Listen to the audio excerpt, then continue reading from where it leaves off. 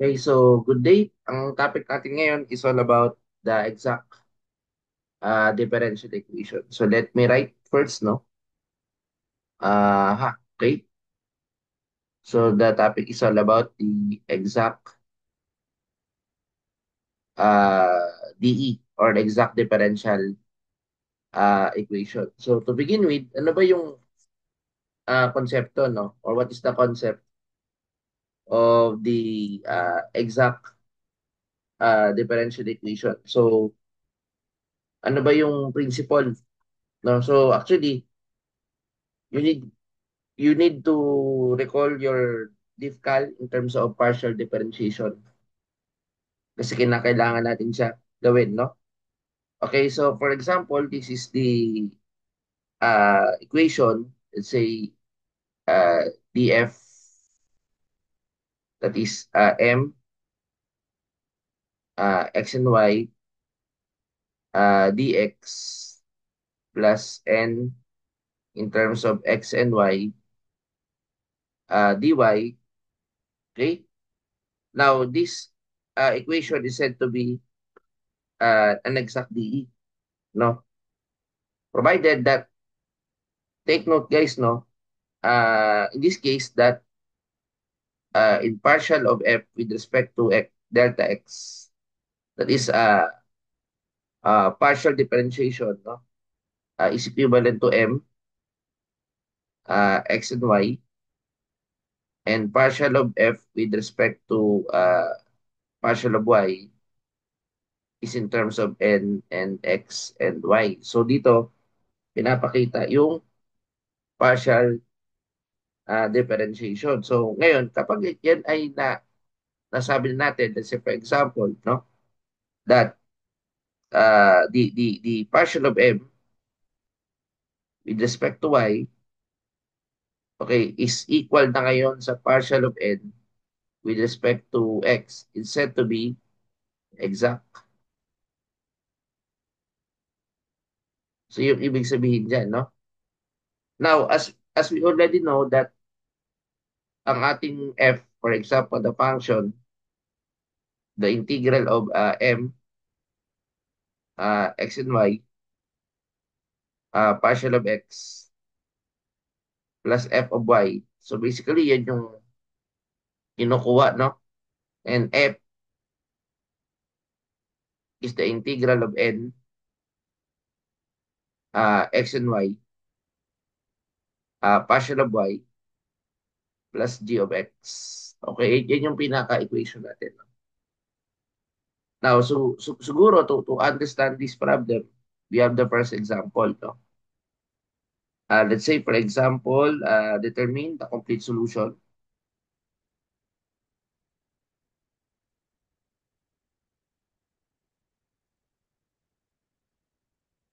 Okay, the complete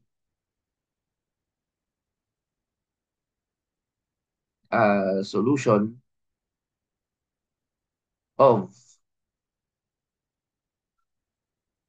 okay, so halimbawa ito, 2xy minus 3x squared,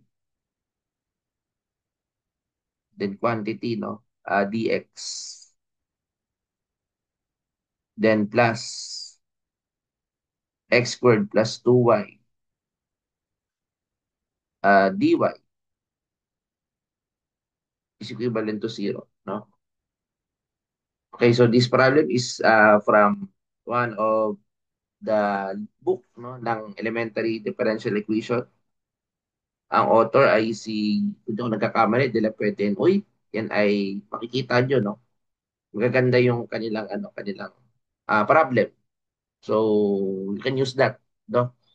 O kaya kay Rainville, kumukuha din tayo doon, no? Then papaliwalag natin kung paano na-isolve.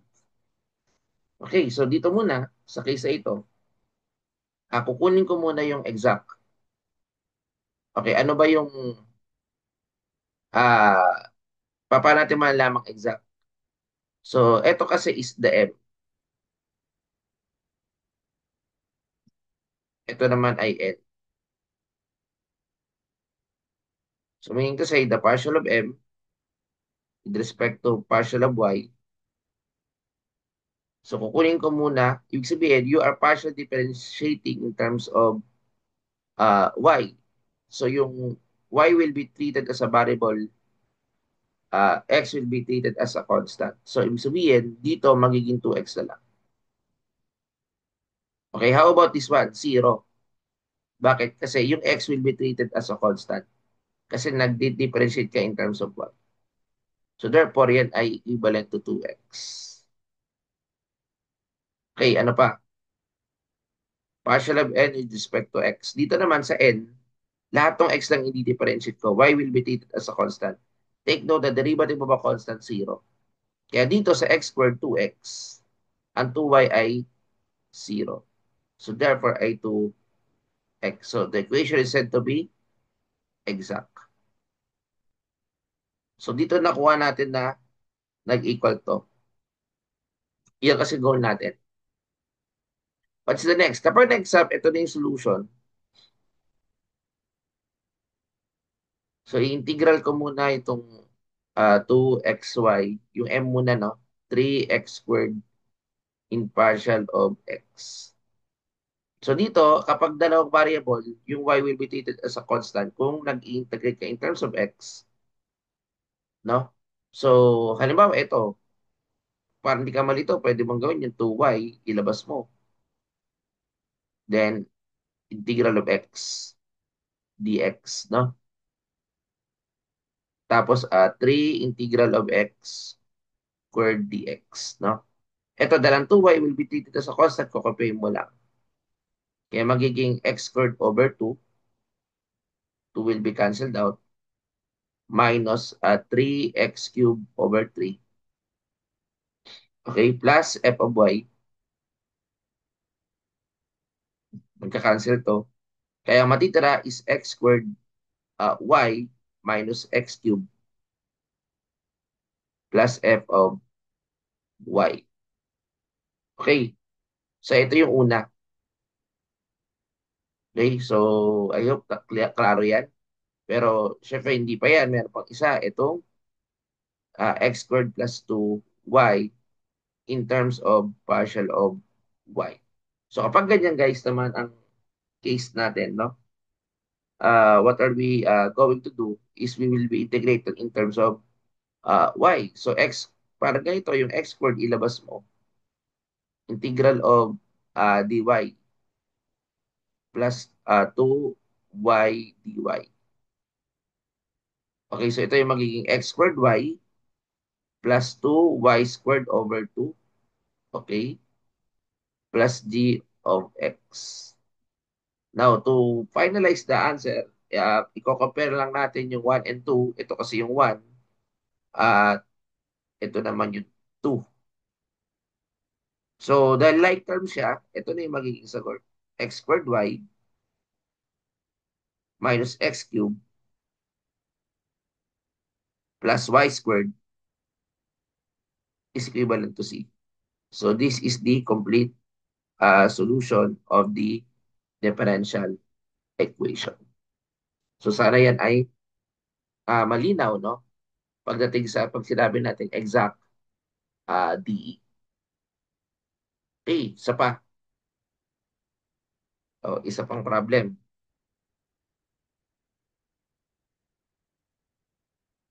Okay.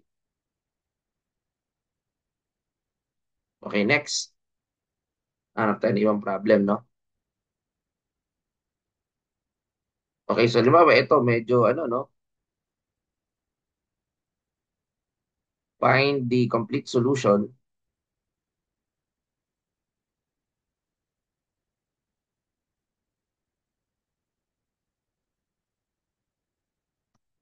of, let's say, cosine 2y minus 3x squared y squared dx plus cosine 2y minus 2x sine 2y minus 2x cube y dy equivalent to zero. So sasagutan natin to, no? Yun ay problem ulit, no? Kay Feliciano and Uy or si De La Puente and Uy pala, no? Ng differential equation. Tatry natin i-solve to. So, ganun. Ang gagawin natin dito, guys, is we will be trying to, eto hindi naman to po pwedeng i-solve by variable separable. Wala na, hindi mo to masiseparate, may magkatabi. Homogeneous, hindi ko na siya makita kasi walang simpler term. So, magpo-proceed tayo sa exact D. So, ang gagawin ko dito, magte-test ako. Ibig sabihin, I am partial differentiating in terms of y. So, dahil ito ay y, the derivative of cosine 2y is negative, kung di ako nagkakamali, it's negative 2 sin y. Sin 2y. Itong x squared will be treated as a constant. So, yung y squared lang i-differentiate mo. So, magiging 6x squared, 6x squared y squared. Okay. Okay, so yan yung nakalalabasan. 6x squared y na lang. No? Kasi 2 minus 1 is 1. Ito yung m, tandaan yung malapit sa dx. Ito naman yung n. So, ito yung partial of x. Ito naman ay partial differentiating in terms of x. Itong cosine 2y, walang x, 0 na. Pero ito meron. So, dahil ito ay, ang tato ko dito ay constant derivative to. So, ang kukopain ko lang, negative 2 sine of 2y. Dahil ito ay x, 3 times 2, 6. 3 minus 1 is 2y. Okay, the equation is said to be exact. So, paano kung hindi mag-exact? Ang tawag doon is non-exact differential equation. No? Okay, so ngayon dahil yan ay nag-exact, pupusin tayo doon sa solution. So ano bang solution? Ang solution, let's say f, the integral of m partial of x plus f of y. Okay, so f is equivalent to the integral of, for example, cosine 2y minus 3x squared y squared. Okay, so kapag ganyan, ano ba yung susunod na gagawin dyan? For example, ganyan yung itsura in terms of partial of x. So, ibig sabihin, eto, lalagyan ko lang ng x to kasi ano to eh, constant to eh. So, magiging x cos 2y minus, ito yung x doon, gaganitin ko lang, no? Pero yung ano, yung y squared, kokopain ko lang. So, therefore, ang f ko dito is simply x cos 2y minus, magka-cancel to. Kaya lalabas dyan is, kung di ako nagkakamali, x cubed y squared plus f of y. Okay, so ano pa yung susunod? What is the next step? Okay, the next step here is ay i-integrate natin to, no? Integrate natin tong n naman in partial of y plus g of x. So, pag integrate ko ito, itong cosine 2y minus 2x sine 2y minus 2x cubed y in partial of y. Ito, kapag in-integral ko to, cosine 2y, u yan eh. U is equal to 2, 1. So, meron kang normalizing factor. So, u muna, 2y. Du is 2 dy. So, meron kang normalizing factor na 1 na. Kaya, the integral of cosine is, kung di ako nagkakamali, 1 half sine, no? 1 half sine 2y. Ito naman, dahil nag-i-integrate tayo in terms of y, ano ba integral ng, ang integral ng sine? So, ganun pa rin, no? The integral of sine is negative cosine 2y. Kaya ang mangyari dito, so negative ka, tapos ito ay meron kang negative ulit, no? Kasi integral of sine is negative cosine, no? So magiging 1/2 cos 2y. So yan yung lalabas dyan sa ah, part na yan, no? So in terms of y kasi yan yun. Ngayon yung x will be treated, no? Kung kumbaga sa ano, kung titingnan natin mabuti, meron ka pa dito 2x. So magka-cancel to.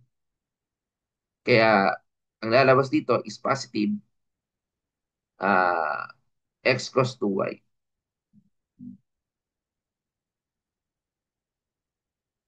Then ito naman, dahil y ito, magiging minus 2x cubed y squared over 2.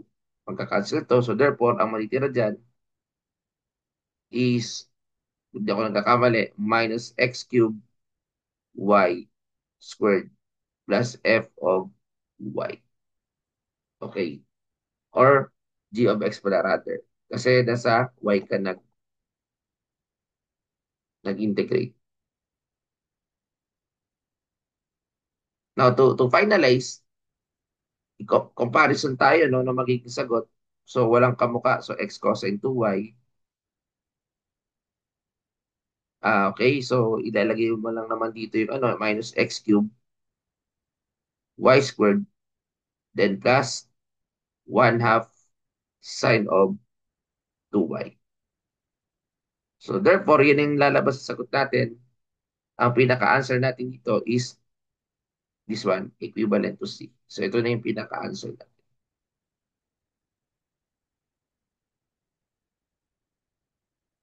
Okay, so I hope no naintindihan. So for more uh, problems, just type ano lang, more problems sa comment section natin. Type na more problems pa para maintindihan yung exact differential equation. So thank you and God bless.